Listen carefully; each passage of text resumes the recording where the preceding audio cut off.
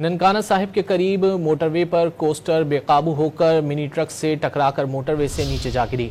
हादसे में 3 खवातीन जाँ बहक और 33 मुसाफिर जख्मी हो गए। रेस्क्यू के मुताबिक कोस्टर मुल्तान से सियालकोट जा रही थी।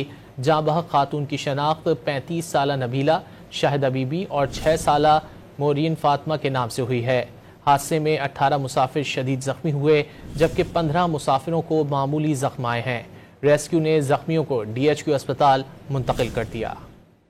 ननकाना साहिब के करीब मोटरवे पर कोस्टर बेकाबू होकर मिनी ट्रक से टकराकर मोटरवे से नीचे जा गिरी। हादसे में 3 खवातीन जाँ बहक और 33 मुसाफिर जख्मी हो गए। रेस्क्यू के मुताबिक कोस्टर मुल्तान से सियालकोट जा रही थी। जाँ बहक खातून की शनाख्त 35 साला नबीला शाहिदा बीबी और 6 साला मोरिन फातिमा के नाम से हुई है। हादसे में 18 मुसाफिर शदीद जख्मी हुए, जबकि 15 मुसाफिरों को मामूली जख्म आए हैं। रेस्क्यू ने जख्मियों को DHQ अस्पताल मुंतकिल कर दिया।